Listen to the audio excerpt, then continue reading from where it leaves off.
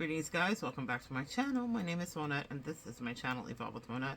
For those of you that are new here, I'm a professional intuitive empath and it is the early hours. I'm still getting my morning voice here, but I have clients and I had a couple of Zoom clients as well and all that jazz. Google Meet, Zoom, all that jazz. So here we are, and I thought I would I warm up my voice and do a little work with you guys today. Thank you for inviting me into your homes and your lives. And we're going to get started and get right into it. I had a comment from Rain the other day where she was saying that she was making the correlation. I had said something in one of my videos. I was talking about how we chemically refeed our souls. And she was making the correlation finally between her autoimmune issues and her narcissistic, toxic abuse. And it's a correlation that every empath can make because it is a thing that it is a consequence of us not extracting ourselves from these relationships that are toxic sooner. And so you will learn incredible lessons because that is what we're here to do. And we're here to teach and here to learn and all of that jazz. But one of the detriments that happens is that when you stay in these connections with people, you will get really sick. And I also have had that happen to me. I have a diagnosed autoimmune issue now where my body attacks itself and I have to literally sit in a chair.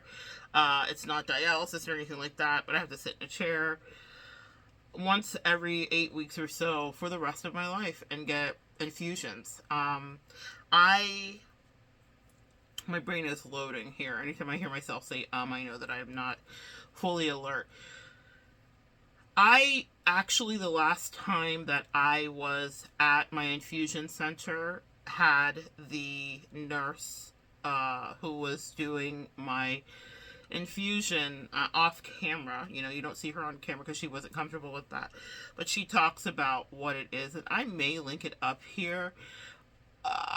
We'll see, because what I always want to do is aim, and I'm gonna just I'll go through and make sure there isn't anything that's too sensitive. Obviously it is my medical information, but yeah, we have real autoimmune issues, and it took me years, also I want to say this, guys, to get diagnosed. It took me years of almost near-death experiences and real things happening before I got diagnosed, and then finally got sent to a specialist who was like, you're really sick. Yeah, you're really sick. And so that's because I'm really good at being an empath. and listen, it doesn't mean that I'm perfect, and it doesn't mean that you're perfect if you're watching. What it means is that we have a tendency to overgive and not have good boundaries. It's not a badge of honor. It's actually some BS that we have to work on because it cost us so much. And when I say cost us, what I will very transparently tell you is thank God for my insurance, but my infusions are approximately $35,000 every time I sit in that chair. Think about that. Think about the cost. If you want to quantify your worth and your value, understand that if you stay in these relationships because you want to help them, you want to save them, you want to be of service to them, it is going to cost you. So if I did not have insurance, I would not be able to get these treatments, and I would be in a certain kind of excruciating pain because the treatments help alleviate a certain symptom that I have as a result of my autoimmune issue. You guys have been here, this collective that is building, the core collective that shows up. I'm so grateful for you. First of all, thank you for every one of you that shows up, and every time you click the video. It's really beautiful because the teacher in me loves intimacy, and I know it's online, and I know that anybody can pop in and out, but there's a handful of core great students. You know who you are. I'm so valuing you right now with my words. I just want to tell you how much I appreciate you. That you guys show up to class every day or every other day or when you have the time, and you check in and you exchange energy with me and you offer your wisdom below. And I am better for it. I'm better that I know you. I'm grateful. But I want you guys to understand that there is a real cost to this. So if I didn't have insurance And I'm self-employed, okay? I run my own business, so I pay for my insurance as well, a grip out of pocket. I would not be able to live a life that was of value. I'd be in a lot of pain all the time. And as it stands, that has been my portion. But God is good, man. God is good. Be thankful for your body. Be thankful for simple things like rolling over in bed. And if you're watching this video, you know what it is to be thankful for your health, because it's been compromised, probably due to one of these relationships. So I have my handy dandy notebook here and some notes that I've taken for you. Rain, thank you for sparking that. That's what I mean by we evolve together. This video needs to be made. I'm sure I've addressed it in various ways. I know I have videos from years ago where I talked about this, and I will see if I can find them and link them below. But this is what you need to know. I'll also link the resources below that go along with this. I found a couple of great articles, and I think that it's worth the read. I'm not going to read it to you in depth. There are some other things I will be reading to you. Sometimes I do enjoy doing that. Okay. It's one of my clients that I have coming up. I always try to time my time here with you with my clients. So clients are texting. The world is waking up. I haven't even had coffee yet, guys. I just came and I just wanted to connect with you. So let's go. The medical news today, this is the source that I'm going to cite here, talks about psychological stress may impair immune function, contributing to the development of autoimmune disease. The unreasonably high cortisol levels are the emotional root of autoimmune disease. Prolonged periods of stress and stress caused from traumatic events change the expression of our genes. And that is what leads to our body attacking itself and thinking that we are the enemy. And so let's correlate that to these toxic, narcissistic people that you would have in your life. And that's why when you identify that someone's going to be a problem with you, cut them out. You know, I have been accused out loud and privately and quietly. What I mean by that is when I cut someone out of my life or I diminish their role in my life, it's because I sense that something is off. Now, not everyone deserves that. There are a few exceptions that I make and I have made in my life. And I can't say I always live to regret it.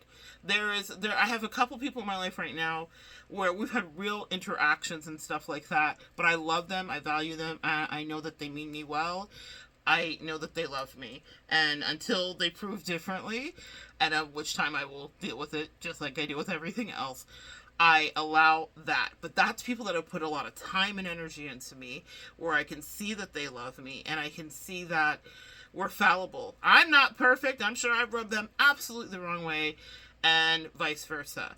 That's different. Those are healthy relationships where there's communication and you both want the soul contract. You don't want to breach it. You don't want to break it. You don't want to be outside of it. And it's not predicated on your codependency. So, codependent, check. If you are here, you are codependent to or have been in your life or in one of these incarnations and relationship dynamics. And so that means that you are overfeeding maybe and overconnecting and overgiving to somebody who doesn't appreciate it. And if they're narcissistic, they will just suck you freaking dry. And before you know it, you're empty. And you're like, how do we get here?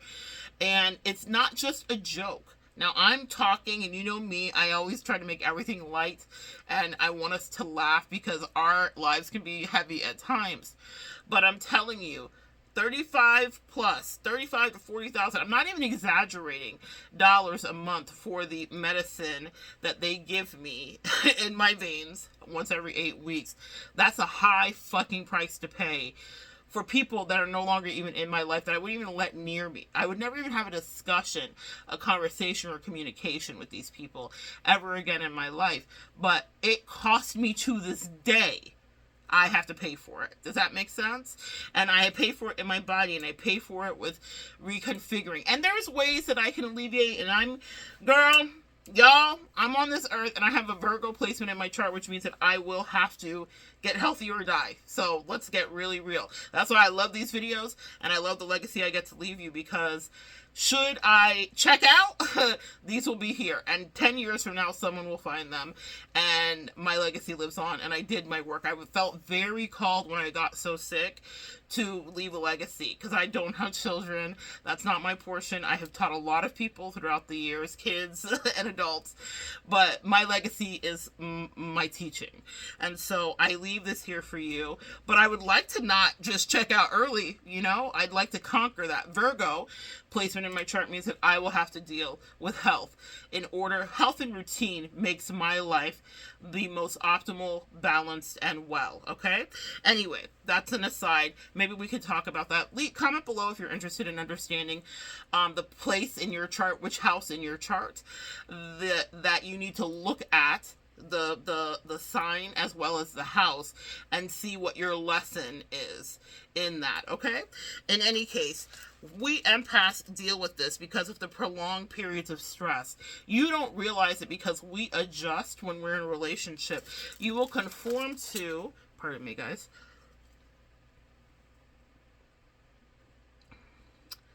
I did not like that. Okay, excuse me. I had put an element, you guys know what element is? Those magnesium and salt kind of supplements into my water, and I forgot, and so I was surprised. I was expecting water and I did not get water. I was like, wait, that's not what I put in there. Just this word. All right, so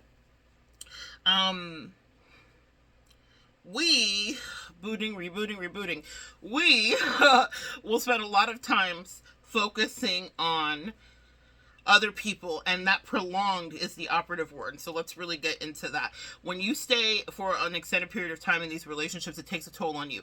High cortisol levels are literally responsible for belly fat. So if you don't know, if you've stayed in a prolonged stressful situation, whether it be a workplace dynamic, a family dynamic, a lovership, a friendship, whatever, check your stomach, folks. Check your midriff, okay? If you're apple shaped, you know, even if you're apple shaped, chances are that you're holding on to some stress because our cortisol is stored there.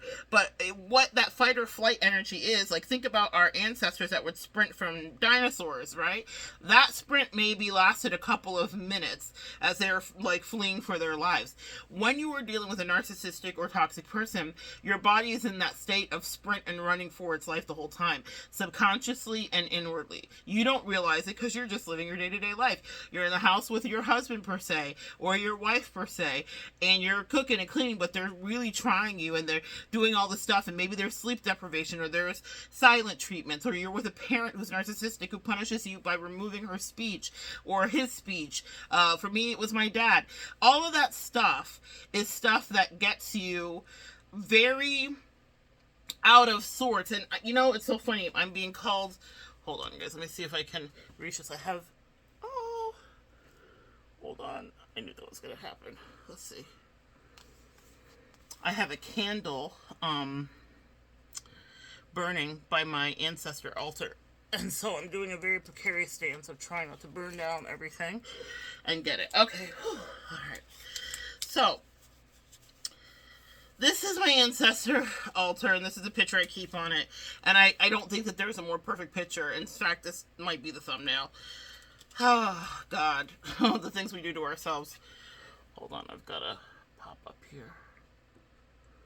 Alright. This is my ancestor. That's my dad. And that's me in a doctor's outfit as a kid. And I am diagnosing him. You see how he's not paying any damn attention to me? That energy. This is a father playing with their child. He's not engaged. There is no look of love. He would not have been a TikTok dad.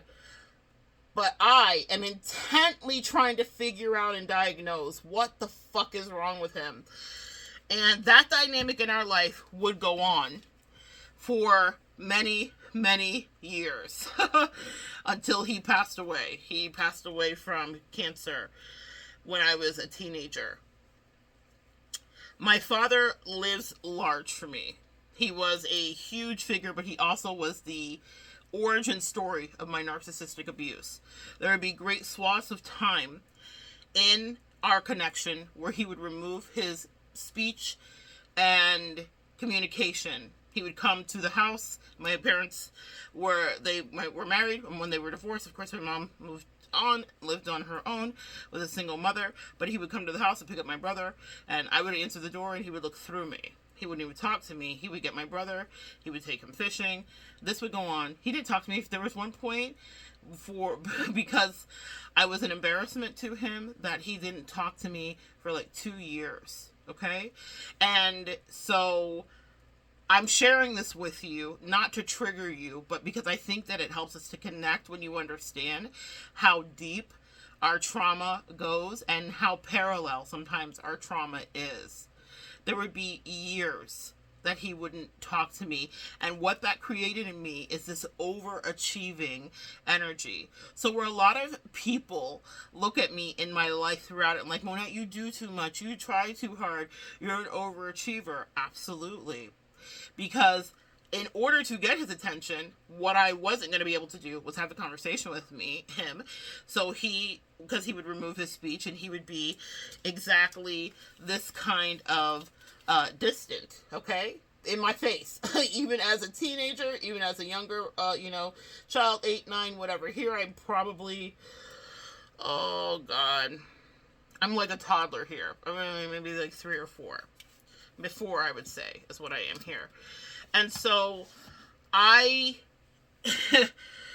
y'all, so what that meant is that I would write a poem and I would win. I started manifesting at that age in order to get his attention. So I would be like submitting things, and I would get chosen for things, and I would win things all the time. And I was very, I would be in honors classes and all of that stuff, because I thought, well, if I win this, he'll have to show up to the school, or he'll have to show up to the ceremony or whatever, because my father was very well known in our town. He owned his own business, and he built so many of the houses. He built the library, he built the bank. He really was part of the infrastructure of the Keys when I was growing up, and he was well known, and he was on the Chamber of Commerce and all of that. So he was like a man about town. Everyone knew him. He was also an incredible womanizer. He loved women, okay? But he did not love his children, and he didn't love himself, and he struggled with mental illness. He was bipolar, undiagnosed, but truly he was bipolar. Now, back then that was not mental health, especially in the African American community, not a West Indian community, something that was focused upon. And he was so incredibly violent, physically violent. So the atrocities and the abuses that I suffered for just existing as a child who was really innocent stayed with me.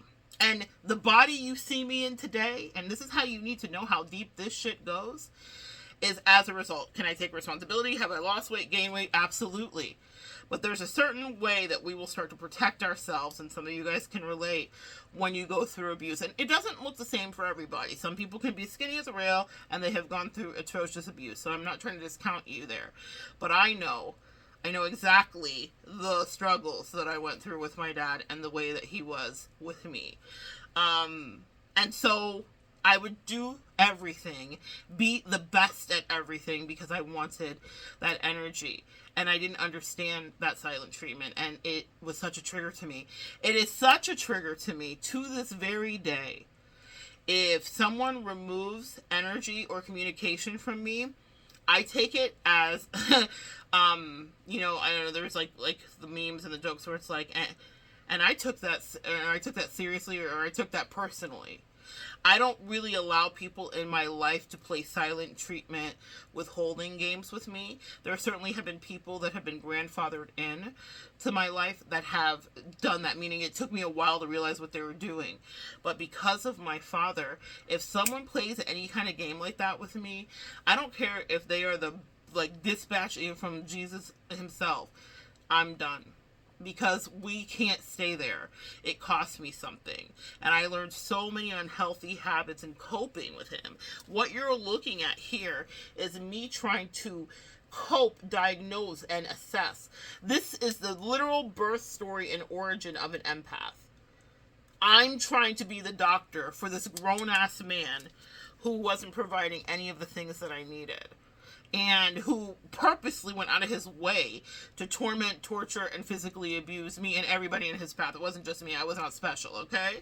So that's what a lot of you guys dealt with in your own ways, from a mother, from a fucking, and narcissistic mothers are so psychopathic, and there may be a whole nother video that needs to be done about that. He was an overt narcissist. He was charismatic, he was charming, he was all of those things. In fact, I get very leery whenever I find someone charming, even though I may be attracted to it because of that initial wounding. I'm always never not wrong when I'm like, oh, this is how this, of course, was going to go. My father was a Libra. In any case, those prolonged periods of stress change the expression of our genes. We take for granted how seriously being around someone toxic will actually mutate. We become the Teenage Mutant Ninja Turtles. Our actual genomic expression. Isn't that insane? Our bodies can't handle that level. That level. I'm looking at myself and I just saw myself smile. My father had very deep dimples and I see my father in me. His energy is all over me. And what's interesting is the reason he's on my ancestor altar, you say, well, that's really traumatic. Why would you have him up there? Fuck him, right? The reason he's there is because when he crossed over, not immediately, many years later, he started to come to me and started to try to work with me and make amends and said, you're the one that's going to carry the torch. I didn't know. I was very demanding too. I was at his gravesite like, you will pass me your giftings. He was incredibly talented. And I'm not a Mason, but I am a talented person. And we share that in our own regards. And a self-business person, a lot of things. He and I have a lot in common, actually. Minus the narcissism. My attraction to narcissists. You guys want to talk about your attraction to narcissists? Yeah, what are you talking about? I'm not attracted to narcissists. Of course you are. Of course you are. That is the magnetic attraction. The narcissist is attracted to you, and you are attracted to the narcissist. Because, to a degree, we're always trying to heal our initial wounding. I would really ask you guys to take a look at where your initial wounding came. Who was the first person in your life that withheld from you and that was abusive to you and that didn't center your needs and didn't make you feel valued and important and acted like they were the child when you were the child? Who didn't protect you? Who didn't protect you? Who did not protect you? Who instead abused you viciously? When I tell stories to my friends that have never suffered some of this stuff, and I don't just regale people all the time, but I'll just be chatting about it offhandedly, like it might come up. And I remember my bestie just getting so quiet and being like, that's not normal or okay. But what happened to me was very normal. I remember a twin flame years ago. That's no longer in my life because she was a hot narcissistic mess. But when we were in the limerence, stage of it, she said, people treat you any kind of way. They talk to you crazy. And so it's such a trigger for me. Because people do. So when people get comfortable with me too, y'all know what that's like, and that is so disheartening for me because the origins of my father as a Libra was incredibly loquacious, verbose. His curse out style was almost artistically immaculate. I had to laugh about it. He was larger than life and storied, and stories were told about him because his effect was just wild on people. And he did things that he should not have been doing. That goes without being said, but what I mean by that is if he was working for someone that was very prestigious, he was prestigious himself as far as he was concerned, and he would curse out these people. He would walk off of a job site irresponsibly. He'd still finish a job, but he would be like, who's going to do it better? He was very, very confident, but he was actually really good at what he did. Both things can be true, but this was the 80s. So he's a black man in a racist 80s in racist Florida, and these doctors and lawyers and people that were hiring him were literally at his mercy. He was abusive to his staff. He was abusive to all of his wives. He was abusive to the girlfriends. He was abusive to the kids. No one was exempt from getting his energy because he was a full narcissist. But he did not care. He was no respecter of persons. And the reason I say this is because when you're dealing with these people, it will take such a toll, and you just don't even realize that you're in it repeatedly. And he would talk crazy to everyone. And in my life, and it happens, it's never failed, when someone gets too comfortable with me and they might want to like be mean to me, they don't realize what a deep rooted trigger that is for me, to never allow them to really have full access to me like that again. Because you can only suffer this kind of heartbreak for so long before it literally breaks you. Okay. Let's see. There are 6 common symptoms that are associated with autoimmune issues here too, guys, that you should know about. Fatigue is one, joint pain is one, skin problems, so that could be manifesting as psoriasis, any skin condition that is hard to diagnose, abdominal pain or digestive issues. Bing, bing, bing. That is totally me. The fatigue makes me think of like fibromyalgia, these diagnoses that everybody's like, what is that? Is that even real? It's all very real. It's not psychosomatic. Reoccurring fever and swollen glands. Several autoimmune diseases, like I said, that fall into it are fibromyalgia, Crohn's, thyroid disorder, rheumatoid arthritis, scleroderma, and other things. Again, I'm going to connect some links and some resources below for you, because you should research that too for yourself. But if you've ever wondered, you need to know that your origin story, even if it may not look like this, is really this. And this is how you may have gone through the world, where you are diagnosing people like, what the fuck is wrong with you? You know? And the reason we do that, guys, is to keep ourselves safe. You are not safe when you're in a relationship with a narcissist. My father had a really thick accent, West Indian man, and so if he would say, get a cup of water, and I didn't move fast enough, then that was going to be a backhand. And it was not a backhand with an explanation. I've asked you once to get me a glass of water. It was like, literally, was I not reflexively enough, moving quickly, and before I know it, the wind of his hand across my face to knock me to the ground as a child, with all the force of this man that would lift pounds of concrete, tons of concrete on a daily basis. And I was not this size. As you can see, we all come in relatively balanced. I was skinny. I was underweight. It's fascinating how life will really shift you. But people's energy affects our physical body and our physiological makeup. And you need to understand that. And that's why I highly recommend to get out of these connections and get some therapy, because you will carry it with you. And I still carry it with me to a certain degree. It doesn't mean I have not attracted other narcissists or been attracted to other narcissists. What it means is that I get better at telling myself the truth when I realize who and what they are, no matter what form or version they come in, because they come in all kinds. And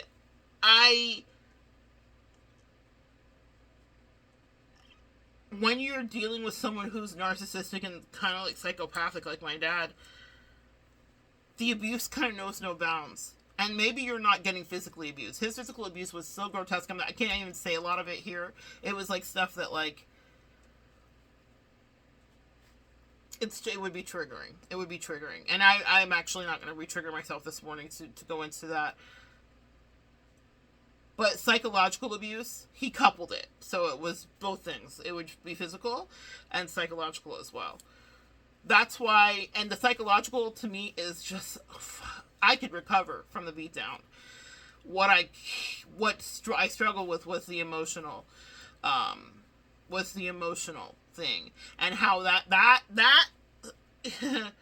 the emotional abuse that he heaped upon me, and the emotional abuse that you may have gone through, empath listening, is actually what changes our genome. Because we are in such a stressed out state trying to figure out how to please. That's where the people pleasing comes into play. And how to make someone happy. Because all I wanted to do was make sure that he was okay. What's wrong with you? Why won't you engage? Are you okay? And so we start to learn how to read the room. And we go into spaces anticipating. And that's what makes me, as disgusted as people can be with me and as frustrated, like, oh, Mona thinks she knows everything. I'm really fucking good at my job, unfortunately, because of my father. Because in order to survive, empath, you have had to learn how to discern the danger. And the danger sometimes was in the arms of a man that should only love you, that was only, it seems like, dispatched in to fuck you up. Or a woman, or whoever your origin story correlates to. And so, is there a boogeyman around every corner? No. But autoimmune issues are around the corner for you, empath, if you stay in these relationships. And if you stayed and you were already dealing with the consequences of an autoimmune disorder, I have a video where I put up how to chemically refeed yourself. There are ways, and we'll talk about our recovery and how we heal. But it's important for you to at least connect the dots like Rain did. Yes, your relationships that you have allowed to take from you and you didn't know. So, I think of Maya Angelou, when you know better, do better. You didn't know, and now you do, and so you're doing better. So don't beat yourself up. Even though I could identify my father as toxic, even though I was perceptive enough, we all played with doctor stuff, so this isn't, so like avant-garde, but my angels allowed this to be a picture that I keep for the rest of my life because, my God, oh my God, it is the reason that I make a living today is because I help other people figure out when they have narcissists that are in their way and that are stopping their health and their progress. The health toll matters, because if you are not healthy, and God, did I learn this lesson, you are useless. When they say health is wealth, that is the big lesson I learned over the last several years. I couldn't do anything. I still worked, and I was still here with y'all, and we did it. But even sitting was not something I could do. I'm sitting now, thank God. But there are so many things that it was just a nightmare. And that all was as a result of overgiving. When I had that experience, it was off of a breakup with my twin flame, that toxic catalyst. And it's because I had been in that relationship with her far past its expiration date. And I allowed her, and I'm embarrassed even to say it, but I must say it because someone else here might be able to relate to that. I allowed her to treat me so terribly. And sometimes, do you guys ever reflect back and just get vitriolically angry? Now that I have my power, now that I am the person that I am today, there are moments when she pops into my mind when I'm teaching, or if someone asks me a question and I'm correlating a story. Because I don't think about her all the time. I never thought that would happen. There is recovery and healing. I despise her. So, I've moved into apathy, but there are moments where it's like, I'm so grateful that I'm not physically around her, because I would have turned into my father. That is it. My father was incredible. I'm not a fighter. I'm not a put your hands on you kind of person. That's never been me. I am more psychological warfare, and that's for survival. I'm good at it, and you don't really want to come up against me in a game of chess that way. But it's because I was taught by a master manipulator, honestly. So I don't use my powers for bad. I use it to offset and neutralize evil. That is my mission, and that's why I incarnated, I believe, and that's why I was even allowed to have this father. We sign up for all this stuff. Fun fact, my own personal belief, before we even come in to this earth school, you kind of pick your lessons, and I guess I picked this so that I could be here with you. Now I get it. Now I see it. But it does mean that I did deal with that autoimmune issue. But physically, fighting someone is something I was never going to do. You have to understand how staying in the prolonged situation with a narcissist will deeply, deeply, deeply affect you. And it makes it hard to trust. And when you give your heart to people and they start playing reindeer games in your face, that's why I say walk away. People say that I'm too hard. I don't double back. I don't look back. If I love people so purely right from the start. The same way I loved him right from the start. Hi, Dad. The same way that I loved him right from the start. I love people so completely. But, excuse me, guys. But I don't let people stay. I don't let people stay to play with me. I don't let people, I don't allow people to create more confusion and more autoimmune issues in me. I can't afford it. It almost killed me last time. And what I was saying is I got out of that relationship and then I ended up really sick. And it's because I had stayed too long in it. And I'm so grateful I got out. But guys, I guess I was talking about the rage part. I want you to hear this. It's okay if you're still cussing them out and they're not in the house anymore or they're out of your life and whatever. Like, do you guys remember Ally McBeal, Callista Flockhart? Ally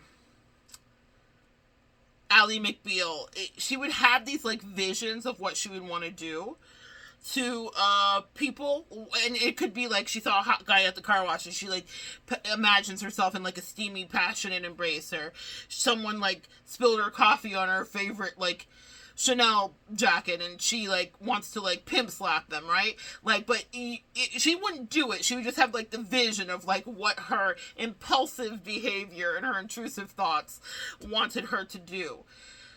I need you to be okay with understanding, and I want to normalize for you how normal it is that you're still cussing out someone that's not there, okay? Or that you might have some, like, violent flash, even though you've never laid a hand on anybody, a la me, in your life. Like, you might be like, and here's the thing, when I say violent flash, specifically for that narcissist, the twin that was my catalyst, like, I, like, hated her so much when I got out of it. And I just wanted to like fucking pummel her. And I know what a good pummel looks like because I was on the receiving end of a good pummel from my father. That's specifically one of the main reasons that I left that connection, because it wasn't just changing my internal genome, it was changing my psyche. And I could see myself becoming my father with her because of the betrayal and the deceit and the disrespect. Oh my God, disrespect is such a trigger for me. And I hated it. She was so purposely, calculatively cruel and mean because my angels wanted me to get away from her. Message: if you're in a situation where someone's treating you like shit, it's because you're not supposed to be there. You're not supposed to diagnose it and take care of them. Okay, guys? You're not supposed to do this. This is what we do as a natural default, but this is not what you're supposed to do. And I'm just going to be so transparent with you because maybe someone here needs to hear this so that you stop beating up on yourself. I wanted to fucking, y'all. Whew. It was such a spiritual warfare moment for me where my dad literally came in.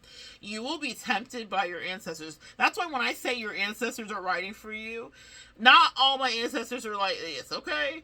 But this ancestor, even though he's doing his work over there, wherever he's at, was not anything to play with. He was vitriolically violent in a psychopathic, like The Shining kind of way. If you guys have seen the movie The Shining, like fucking psychopath. The way that he would rampage. And you have to get out of these connections with these toxic people because that part of you can slip through. And I was so close to being in somebody's jail many years ago in Alabama because I wanted to fucking annihilate that bitch. I was so disgusted with her behavior. And I literally had devils and angels on my shoulder, except the devil was my daddy, my daddy. And he was like, you know how to handle this, which is how he would have handled it. And I was like, no. And my angels were like, get up and go in the next room, slam that door, let her think whatever she wants to think, and you pray. And then you never come back here.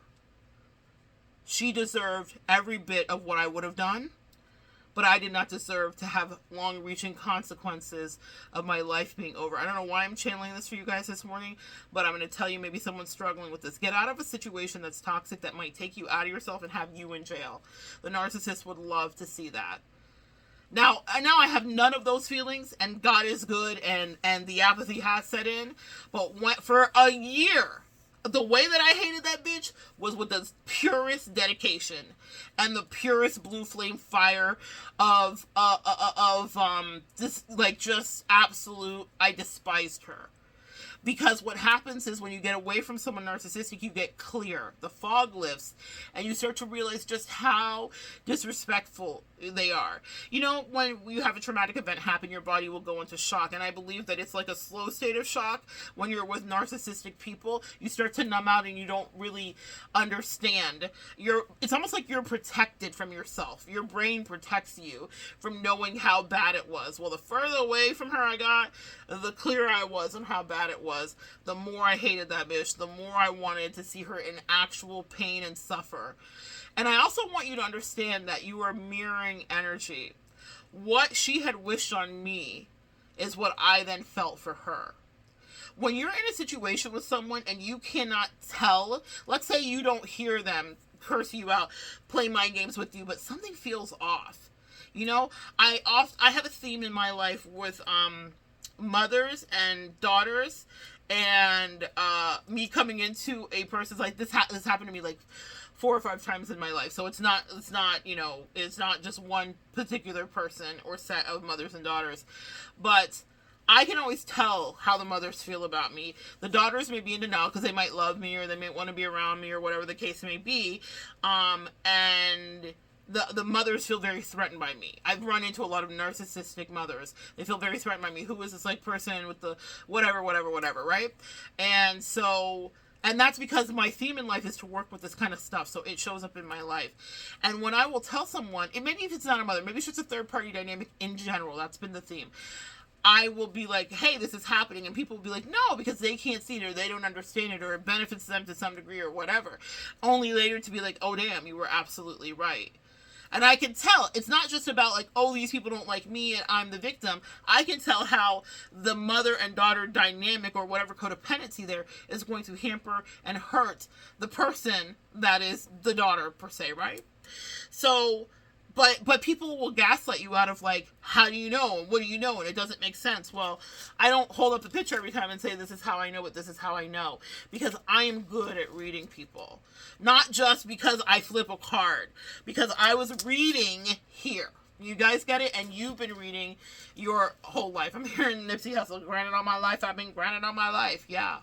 All my life I had to fight. So, that part.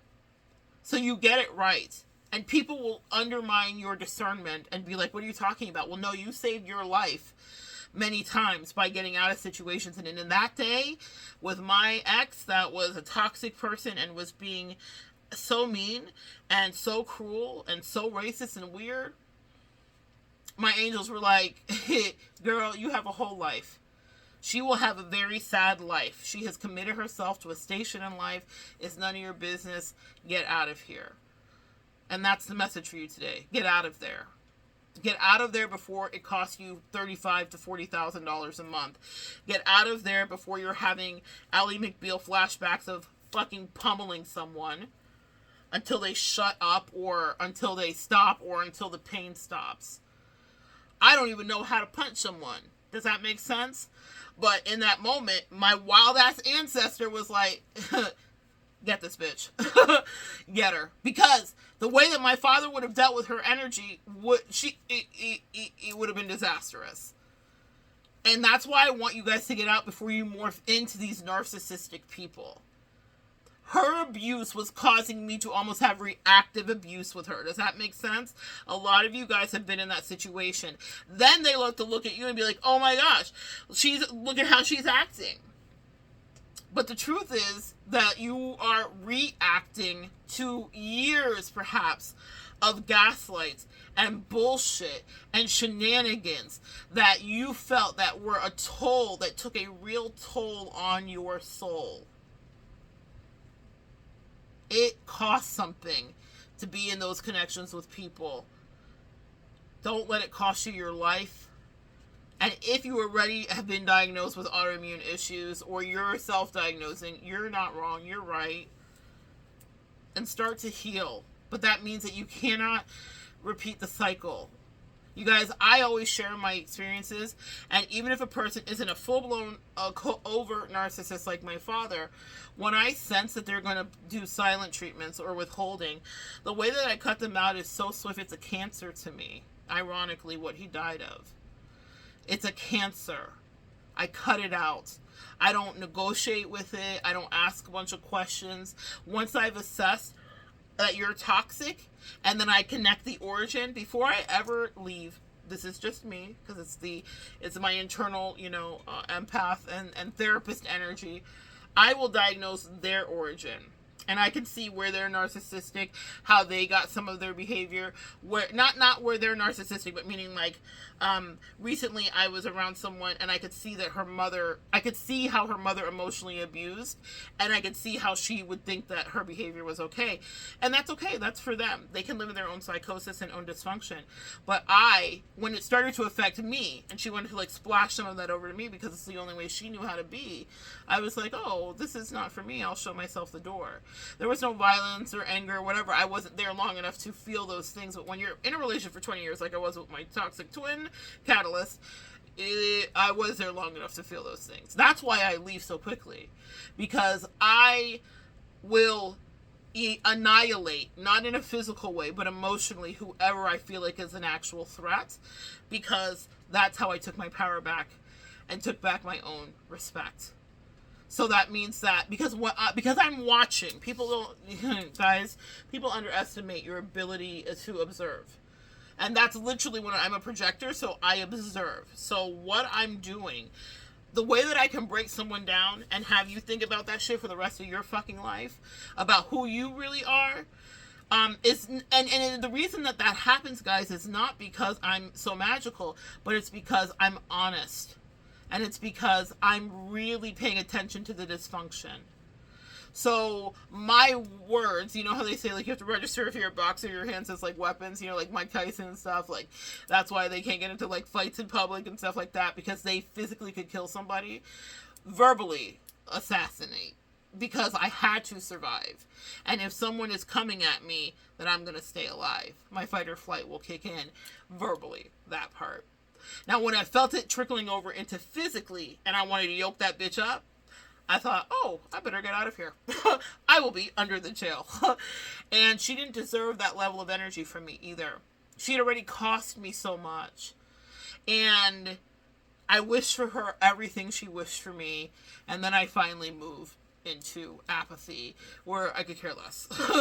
She was a lesson and a teacher, and we signed up to do what we needed to, and she helped me to grow. And not because she was altruistic or helpful or kind or anything. It's because she was such a dick that I had to grow in order to stay safe. And so I passed that to you. But it cost me something, which was an autoimmune issue that I will deal with for the rest of my life. It wasn't just her. I've dealt with so many narcissists. I had such a number done on me by my dad, like a lot of you guys have had by your origin stories, that I just kept bouncing into them. And, it's so funny because a lot of my clients will be like, I just want to hermit forever, Monette, and whatever. And I love love, so I don't hermit forever. I soulmate date. Y'all know my life. You know my story. I'm very transparent with you. I have a life partner in my life. I have bestie. I have other friends. But I am leery of people at times. Excuse me. Because we can all be duplicitous. And that's why it's so important to understand your shadow and to understand who you are, okay? And understand what triggers you. Because we get triggered. You get jealous. You get triggered. I do too. So I'm very acutely aware of that because I know where my shadow could take me in a darker moment. And I also know the toll it takes on me physically. So for you here that joined me to hear about autoimmune issues, now. Make the connection, and it's time to go now if you're still in that relationship. And if you're not in the relationship and you're just dealing with the ramifications of said abuse, then give yourself permission to be upset, to cuss them out still, to be angry. It is a process. It took me years to not want to yoke that bitch up, yeah? It took me years to not want to feel that. And so whenever I feel even mildly triggered by people around me, I never allow myself to get there. But if I feel like you're going to be playing with me, then that's it. Or if I feel like you think you want to talk to me any kind of way, then that's it. I just remove my energy from you because that's the safest thing for me to do. It's safe for me and you. because I'm not going to fight anybody. That's not my style. But will I dismantle someone emotionally? Absolutely. And I will do it unapologetic. I never think that, like, that's not something that I'm in my head about. Because if I get to that point, and Pat, you need to know that about yourself, it's usually because you've been provoked. And it's that people can play with you and act like they don't know what was happening and what they were doing. If you feel like something is happening, it is. If you feel like someone's being fake with you, they are. If you feel like something is off, it is. If you feel like something is withholding, wanting to trigger you to get a reaction. Whenever anybody triggers me, or tries to with like silent treatments and stuff, joke is always on them. I just leave. I will never speak with them again, because that's how we relate in the world, especially in the dating world, guys. There's a lot of all of that like mind games and dark psychology stuff. For empaths, that is our kryptonite. And that means that if you stay for it, you can really spiral. And I don't spiral anymore because I realize when someone wants attention, and I make sure they get it by me removing my energy. Now they can pay attention to themselves and they can go find someone that wants to play that game with them. I never engage. Because I am good to you. There is no agenda. There is no subterfuge. I have no tricks up my sleeve. I'm a fire sign. I shoot straight from the hip. And if you feel like you have to play games with me, then that's on you, my good sis or sir, whomever. And that is the same for you with anybody in your life. That's their own psychological issues and their own abuses. I feel bad for people because I can see where they're wounded and I know why they're doing what they're doing. But it's not my job anymore to stay there and diagnose them. I have a job with real clients and I do it every day. I do it with you here in the collective. But that is not my job to do with people that are in my life. Your presence is a gift, guys. And you need to realize that it's a precious gift. Your health is a precious gift. So stop being around people that really want to abuse it. People may see you as weak because maybe the patina of abuse is on you still, you know, the fact that you have been abused. People can see that. Predators see when we have been taken advantage of and they're like, oh, there's an easy target. Or because you're nice, they will take your kindness for weakness. We hear that all the time. And it happens to me all the time. I can start out with someone and it go beautifully, and then they're like wanting to abuse, manipulate, and take from me because they just think that I'm like a simp or whatever. And then I'm like, say less. And you might be in people's lives to teach them that lesson. But the reason that they want you to learn the lesson, your angel said, is because they want you to never be got the way you were ever got again. When you hear me say too, your ancestors will ride for you, all ancestors are not like grandma making cookies and petting your favorite kitten. So ancestors are ruthless. My dad was ruthless.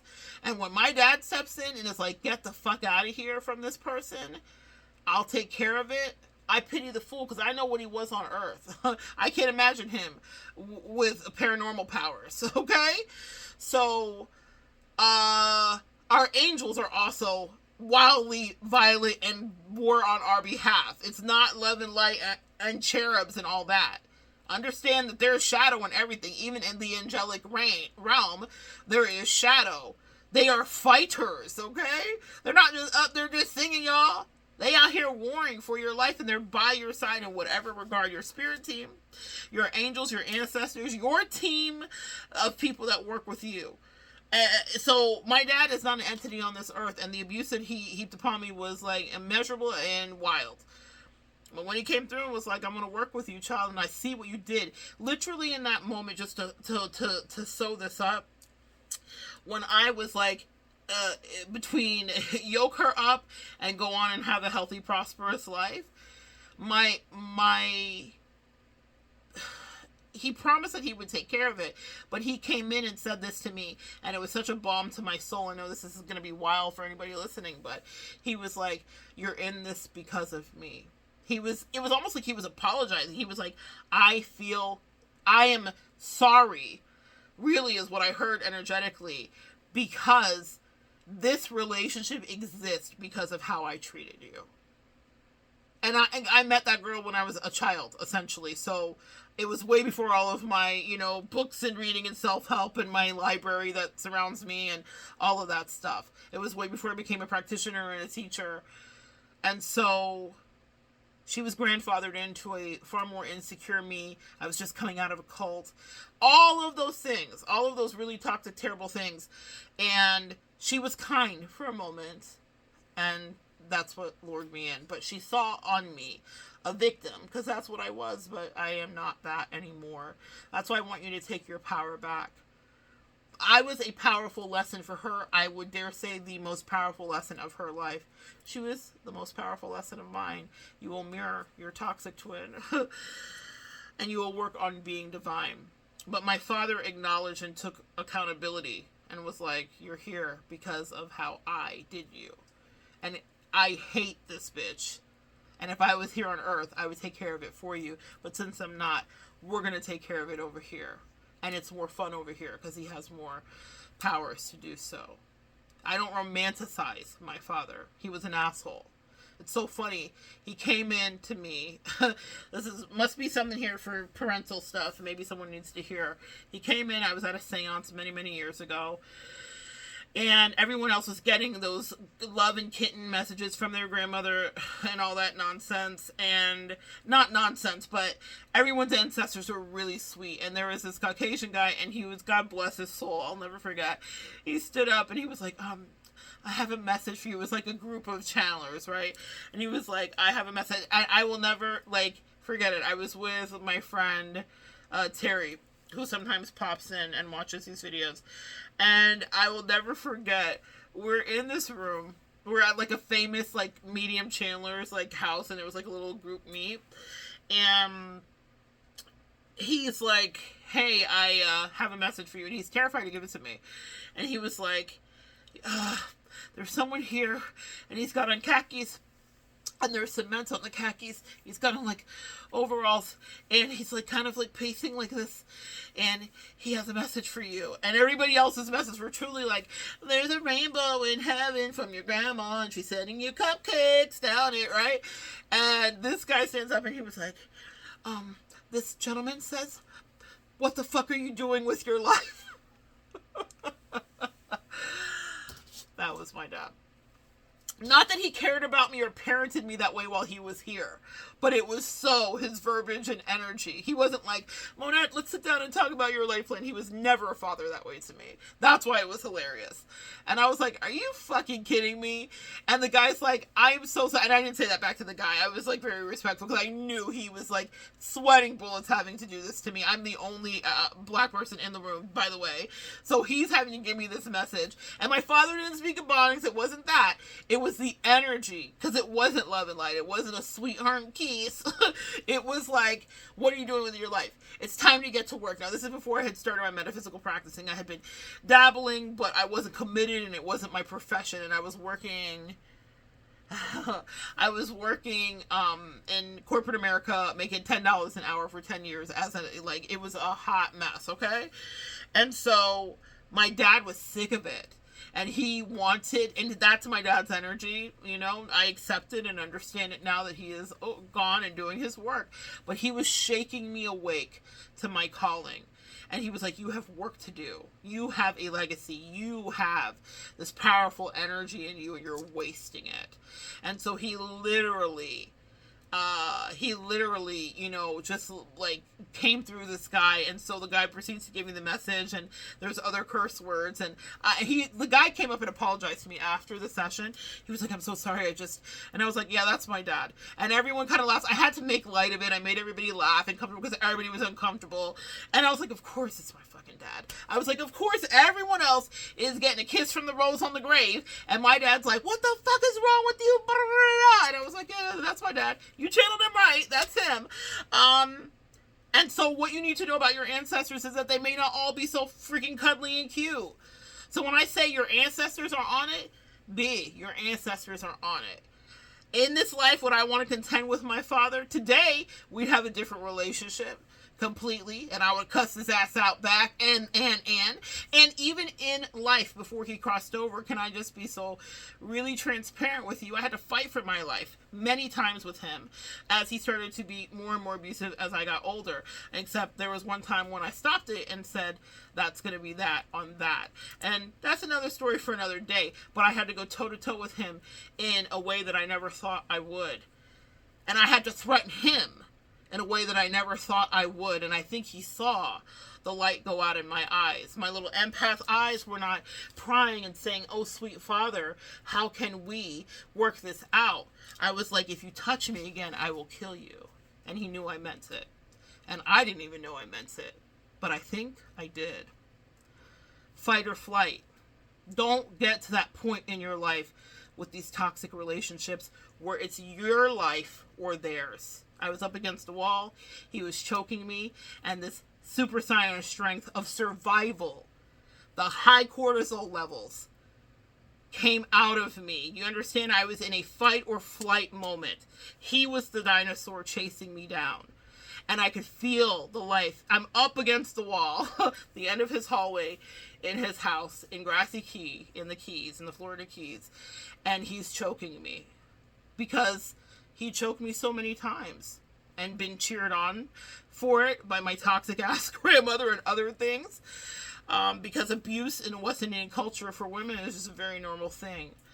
And at that moment in my little teenage body, I don't know what happened. I don't know what flush of hormones happened. But I said, "Not today, Satan." And yes, this is still a man that I have allowed to work with me since he's crossed over, because I realize that he understands. That's the magic of spirituality and the work that we do. You can transmute. But in that moment, I wasn't asking questions and I wasn't negotiating with his terroristic ass who was trying to literally choke the life out of me. My throat chakra, my money maker, even though I didn't understand it then, something in me, Super Saiyan, woke up. And I said, if you want to dance this dance, then we're going to dance it to the motherfucking end. A lot of you guys have been up against it like that with people. When you get pushed to that limit, that takes you out of your empath soul. That was a moment in time when I was almost about to merge with his demonic energy. Does that make sense? And I didn't see myself in that place until almost 20 years later with someone else who was trying the absolute life out of me, who was emotionally strangling the life out of me, and the same fight or flight response stepped in to help set me free, except I took the high road and I didn't have to fight for my life and make threats that I didn't even know if I could follow through with. But my soul said, "Get out of here, sis, and never let this man hurt you like this again." That was physical pain on my body. But when you stay in prolonged situations with narcissists and toxic people, the autoimmune issues will be your toll. That will be how you are punishing yourself. Your body will attack itself because it takes such a toll on you. And it is trying to get some kind of control, and it feels like there's an enemy here. And you become the enemy to yourself when you stay with these people who do not mean you well. And your body will eat itself. And so I don't want you to go through that. And if you are going through it and you're in it, then you're in it. And you're going to manage it, and you're going to transmute it, and you're going to keep pushing. Because the good thing about these autoimmune issues is, for the most part, they don't kill you. But staying in a toxic, abusive relationship with somebody, whether it's your parents, a lover, or a friend, it can do. It can kill your spirit, and it can physically take your life. Sorry to get so heavy on this morning with you, but maybe someone needs to hear that. Fight for your life. I didn't even know I had it in me, but he did, because for whatever reason, he let go, and he never touched me again. I didn't even know that I had the power to make him stop touching me. Does that make sense? I didn't know that I could do that because I just accepted that that was my fate. And a lot of us get into these relationships where we accept that someone's abuse is our fate. Do not allow someone to condition you. That's such a trigger for me, guys. When I see someone trying to condition me to accept piss poor, less than ideal behavior when they showed me really healthy or other kindnesses or whatever previously, then I'm like, no, this is a game you're going to play with yourself. You'll never play it with me, because you don't want me to turn into the Hulk spiritually, because that's what happens with me. Spiritually, I'm the Hulk. My father saw it. I came by it honestly, but emotionally to survive in my life. That Hulk comes out of me to set me free, but that costs something, which feeds into my autoimmune disease. Do not put yourself in that position. You don't want to have to be running from the dinosaur all the time, guys, okay? Yeah, I hope that was helpful for you. And I hope that you can examine your origin story of your narcissistic abuse.